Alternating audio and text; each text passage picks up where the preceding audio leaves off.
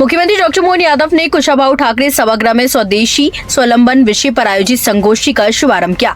इस अवसर पर उन्होंने नागरिकों को स्वदेशी उत्पादों के उपयोग और इसके प्रति समाज को जागरूक करने का संकल्प दिलाया। उन्होंने कहा, स्वदेशी वस्तुओं का उपयोग ही हमारे देश के प्रति प्रेम और सच्ची राष्ट्रीय सेवा है। मुख्यमंत्री डॉक्टर मोहन यादव ने कहा कि प्रधानमंत्री नरेंद्र मोदी के नेतृत्व में आत्मनिर्भर भारत और स्वदेशी का जो भी अभियान चल रहा है, उसी दिशा में मध्य प्रदेश सरकार भी निरंतर कार्य कर रही है।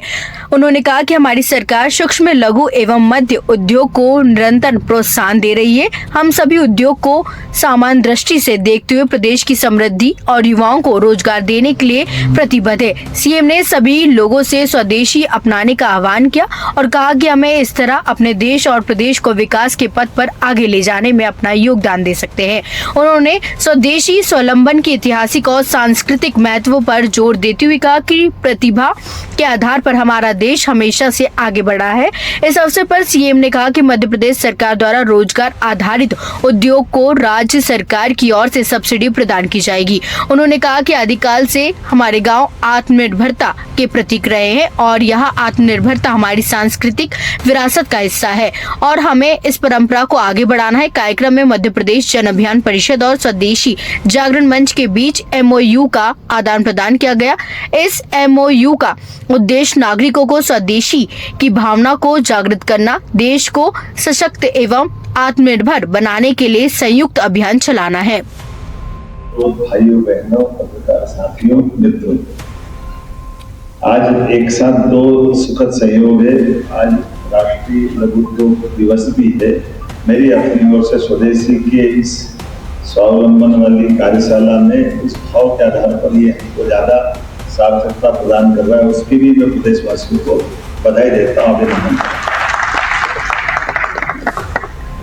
अब आज का समय तो इतना अच्छा है, वैश्विक स्तर पर हमसे ज्यादा हर एक कोई देशवासी इस बात को समझ रहा है कि आज के दौर में स्वदेशी के भाव को कभी कभी जैसे वर्षा ऋतु का लाभ मिलता है कि हमारे यहाँ आम समय की फसल के बजाय वर्षा ऋतु की फसल स्वतः केवल बीज डालने की जरूरत है, बाकी परमात्मा अपने आप बढ़ाता है। आज का अनुकूलता देश भर में ये है कि जैसे हमारे स्वदेशी के बीज का अपने आप दिख रहा है कि फलता फूलता माहौल, वातावरण और हमारी इस भावना के बलबूते पर हमसे ज्यादा हमारे विरोधी भी चिंतित नजर आ रहे हैं। उनको समझ नहीं पा रहे कि करे तो करे क्या करे। लेकिन ये बात भी सही, सारे उलझे सुलझे प्रश्नों का उत्तर केवल एक हमारे लिए है कि जो स्वदेशी की भावना है और परमात्मा की दया है। हमारा कल्चर शुरू से ही एक इस बात से ही चलता है।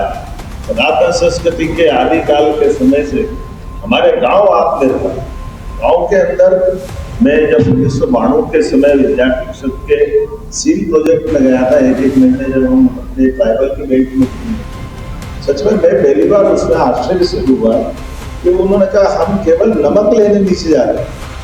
मेरे थोड़ा मालवा के लोग थे, हमने कहा नमक लेने जाते हैं? बोले हाँ, कुछ भी नीचे से नहीं ला, बल्कि गांव के गांव भी उनका ऐसा कहना कि ये जो गांव हमारे जहाँ हम रहते हैं उस गांव के आसपास में जंगल, थोड़ी जमीन बना करके 10-15 साल उसमें रहते हैं, बाद में गांव का गांव शिफ्ट हो जाता दूसरे और वो आनंद से रहते। तो हमने कहा ये कैसे? बोले हम कपड़े भी बना लेते, कपड़े भी सब बुन लेते थे, बाकी फसल सब्जी बाकी अपनी सारी दुनियादारी केवल नमक के लिए नीचे जाते।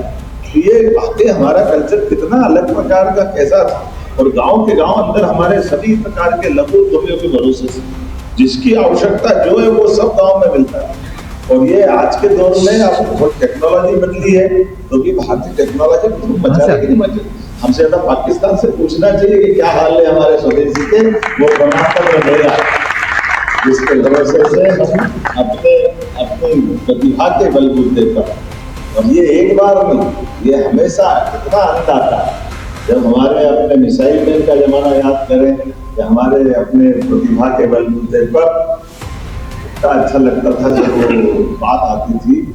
एक परमाणु का धमाका हुआ और कुछ विदेशी लोगों ने संपर्क किया, अटल जी ये नहीं चलेगा, दूसरे दिन फिर हो जाता। जिप पोजीशन बात होती है, अटल जी ये नहीं चलेगा, तीसरे दिन फिर हो जाता है। बोल नहीं रहे थे, हमारे बम बोल रहे थे कि भारत का स्वाभिमान कहाँ जा रहा है, ये एहसास होता है। ऐसे ही हमारे अपने देश के अंदर आज का समय भी ऐसा है। हमारे उस भाव को समझने के लिए हमारी भी अलग अलग नीतियां बोल रही है, बोल कुछ नहीं रहे, जो किसको करना करो, लेकिन चलो हमारे पास और भी तो विकल्प है, और ये विकल्प ही स्वदेशी। हमारी अपनी प्रतिभा के बलबूते पर इस देश ने अपनी जो भी एक पहचान बनाई, और खास करके कृषि क्षेत्र में हमारे सभी प्रकार के लघु उद्यमों को बचाने के लिए जिस ढंग की लड़ाई अभी देश लड़ रहा है, वाकई ये स्वदेशी से ओतप्रोत है। माननीय प्रधानमंत्री जी का अभिनंदन करें, श्री नरेंद्र मोदी जी का जोरदार अभिनंदन। आपके कारण कल सुनहरा भारत रहेगा, वो भारत रहेगा जिसमें हर वो चीज जिसका निर्माण भारत में होता है उसका उपभोग भी भारत और दुनिया में होगा। मैं आप सबको बधाई देना चाहूंगा और उम्मीद करूंगा कि हम सब धीरे धीरे इस देश को स्वदेशीकरण के मामले में आगे ले जाएंगे। पानी बचे, इस देश की संस्कृति बचे, पर्यावरण बचे, वो सारे विषय पे चाहे सरकार हो, चाहे समाज हो, चाहे संस्था हो, हम सब मिलकर काम करेंगे। मैं आप सबका वंदन करता हूँ और समझता हूँ कि आज की संगोष्ठी में जो भी विचार आएंगे उसे हम अपने जीवन में अपनाने का काम करेंगे। मैं अपनी बात समाप्त करने की इजाजत चाहूंगा। धन्यवाद।